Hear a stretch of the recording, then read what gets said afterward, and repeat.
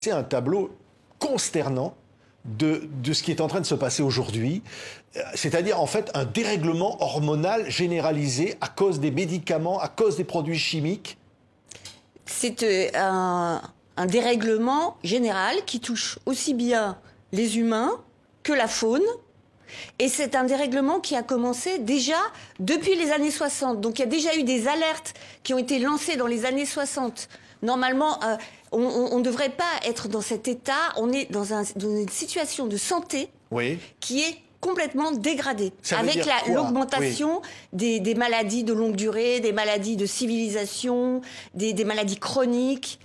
C'est ce que vous dites, par exemple, vous dites, je cite, quand les poissons se féminisent, quand les escargots de mer voient apparaître des femelles à pénis, quand les alligators développent un micro-pénis, quand les mâles ne sont plus attirés par les femelles, quand les ibis deviennent homosexuels, quand les garçons ont des testicules qui ne descendent plus, quand les hommes perdent la moitié de leurs spermatozoïdes en une génération, quand leur taux de testostérone baisse significativement. Et je pourrais continuer encore, vous citez encore beaucoup d'exemples. C'est ça la réalité ?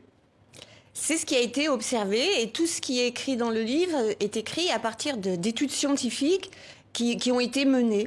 Il y a eu des études scientifiques qui ont été menées sur les alligators en Floride, qui ont montré que des alligators qui avaient grandi dans un milieu contaminé dans un lac avaient un pénis qui était de 24% en longueur inférieur à des alligators qui avaient été élevés dans un milieu sain. Oui. Vous dites quand les calvities précoces deviennent légion, quand les petites filles ont des pubertés précoces, quand les jeunes filles ont des règles plus douloureuses, quand il y a une multiplication des cancers du sein. Tout ça vient d'une cause commune ? Les perturbateurs chimiques, qu'on appelle perturbateurs endocriniens, quand ils s'attaquent aux hormones à l'intérieur des organismes. Par exemple, on va prendre un exemple tout simple, la pilule. C'est un médicament, mais c'est un perturbateur hormonal, par définition, puisque justement, il va jouer sur les hormones.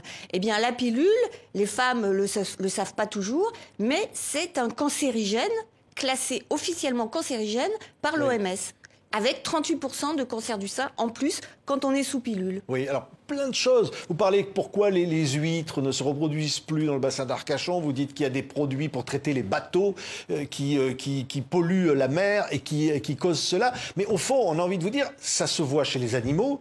Et aujourd'hui, vous dites, ça se voit chez les êtres humains.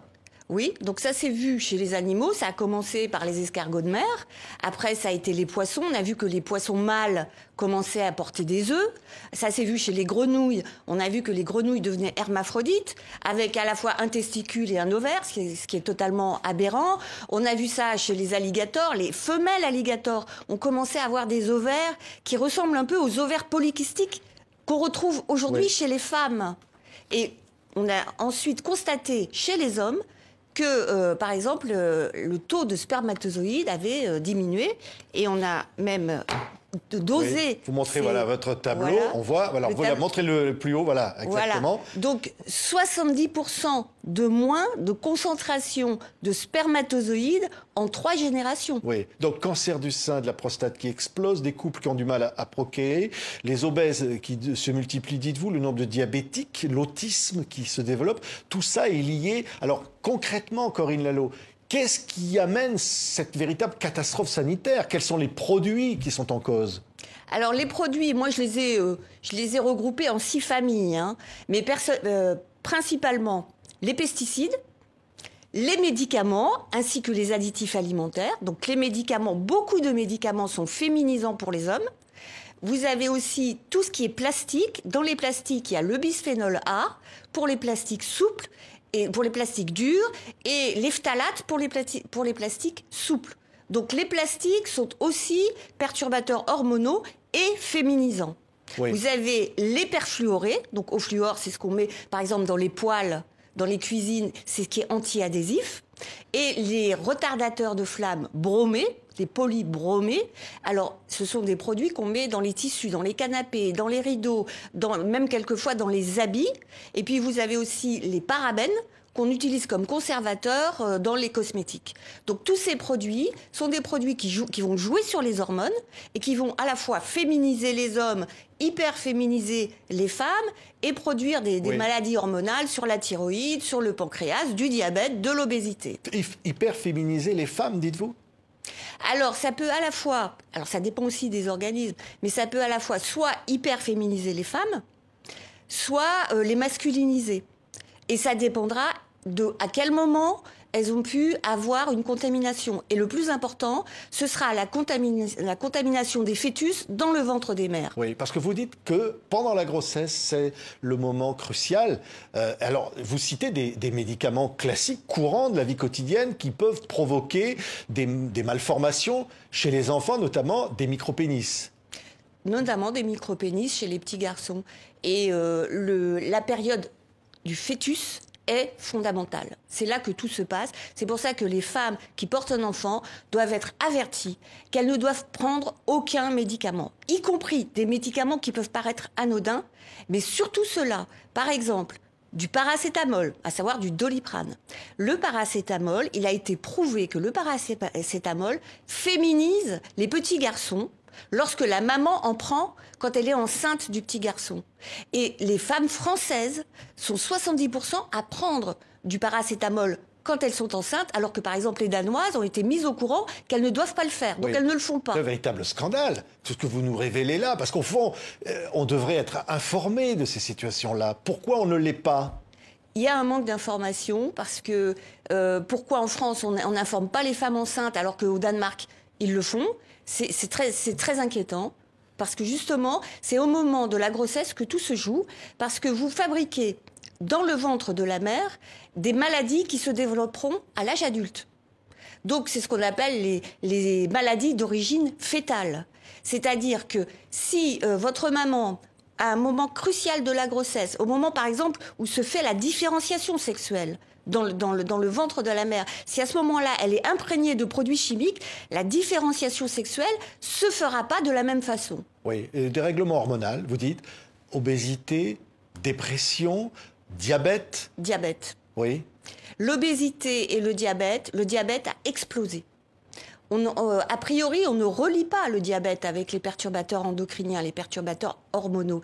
Et pourtant, oui, c'est bien lié, et on peut même fabriquer une souris diabétique ou une souris obèse en lui inoculant des produits chimiques qui sont des perturbateurs hormonaux. Oui, cette situation que vous décrivez, derrière il y a des intérêts économiques. Parce qu'au fond, vous racontez comment l'agriculture utilise des produits chimiques pour améliorer la rentabilité. Tout ça, finalement, c'est l'économique qui triomphe sur la santé publique. Oui, et malheureusement, c'est souvent l'économie qui gagne. Et il faut absolument inverser cette situation, parce que ça joue sur la santé publique. Les pesticides, même là, en période de confinement, on a recommencé à autoriser des pesticides sur les betteraves, des herbicides, même des désherbants comme le glyphosate sur les betteraves, alors qu'on est en train de lutter contre ces produits chimiques. D'un autre côté, on les réintroduit à travers l'agriculture et à travers les additifs alimentaires avec les produits alimentaires ultra transformés.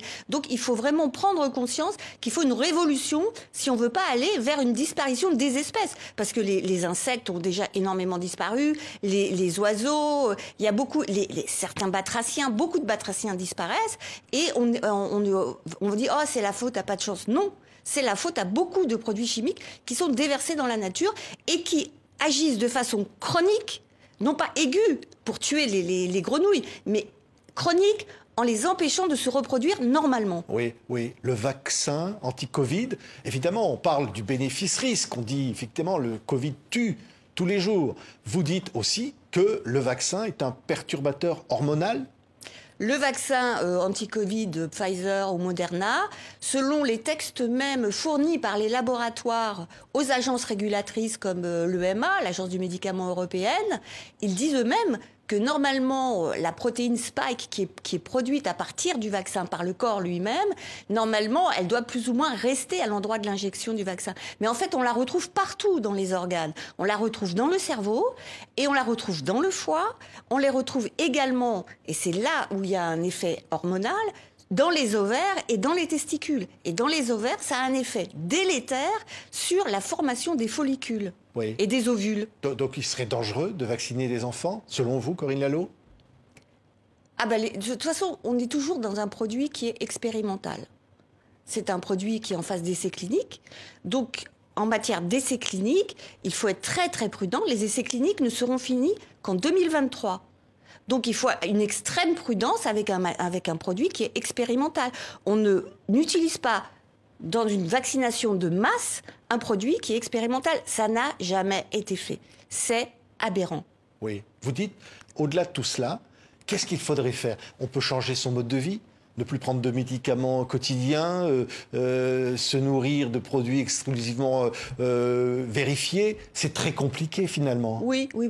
Alors, avant d'en venir à cette question, je voudrais rajouter sur la question du Covid, il y a une étude au Danemark qui a montré que plus vous êtes contaminé avec des perfluorés, donc des perfluorés, c'est ce qu'il y a dans les poêles par exemple, eh bien, plus vous êtes contaminé avec ces produits-là, plus vous faites des Covid graves. Vous voyez? Donc, le système hormonal a aussi un lien avec le système immunitaire. Donc, si vous protégez votre système hormonal, eh bien, vous allez être moins sujet à attraper des virus ou à développer des Covid graves à partir de ces virus. Oui. Mais c'est là où vous me posez la question. Effectivement, il y a moyen de se défendre en réduisant l'apport de produits chimiques tout au long de la journée. Et je donne toutes les clés dans le livre. Oui, parce que c'est vrai qu'on pourrait dire, Corinne Lallot, que les facteurs aggravants du Covid, que sont l'obésité, le diabète, sont aussi des facteurs provoqués, dites-vous, par ces perturbateurs hormonaux. Exactement. C'est-à-dire que, qu'est-ce que c'est qu'un Covid ou quelqu'un qui est malade qui se trouve en réanimation? C'est pas juste un virus, c'est surtout un hôte, la personne qui va recevoir un virus, et comment le système hormonal et le système immunitaire, conjointement avec le système nerveux, vont négocier ce virus, comment ils vont l'intégrer et comment ils vont faire en sorte que l'organisme ne tombe pas malade. Et si votre organisme est sain, eh bien, le virus n'a aucun poids sur vous. C'est pour ça que 99,9% des gens ne font pas de Covid grave. C'est une maladie qui ne touche pas la grande majorité des gens. Les personnes qu'elle touche, ce sont des personnes qui sont affaiblies à cause d'un organisme qui est lui-même malade, beaucoup de comorbidités, et souvent à cause de ces maladies hormonodépendantes que sont le diabète, l'obésité, et il y a d'autres maladies comme l'autisme, et il y en a d'autres comme l'allergie et l'asthme auxquelles on ne pense pas, mais qui sont aussi liées aux perturbateurs endocriniens. Oui. Donc au fond, vous dites, parfois on dit que ces maladies-là sont faute à pas de chance. C'est un peu ce qu'on dit parfois. Il y a la naissance, on est comme ça. Mais vous dites, vous, il y a véritablement une origine externe. Vous prenez dans votre livre la comparaison d'un bocal avec des poissons à l'intérieur, et qui décrit bien finalement ce que vous dites. Oui, c'est-à-dire que quand le poisson devient malade, ça ne sert à rien d'aller lui donner des médicaments. Ça ne sert à rien de dire « Ah ben on va vacciner le poisson ». Non, il faut changer l'eau et lui redonner une eau saine, non contaminée, qui va lui permettre d'avoir une bonne santé naturellement. C'est possible. C'est possible. Oui. Et il faut le savoir que c'est possible simplement en faisant attention à son mode de vie. Merci, Corinne Lallot. Tout est dans le livre. C'est une très grande enquête. Ce qui nous empoisonne à notre insu, publié aux éditions du Cherche Midi. En toute transparence, le grand désordre hormonal. Merci, Corinne Lallot, d'avoir été avec nous. Merci.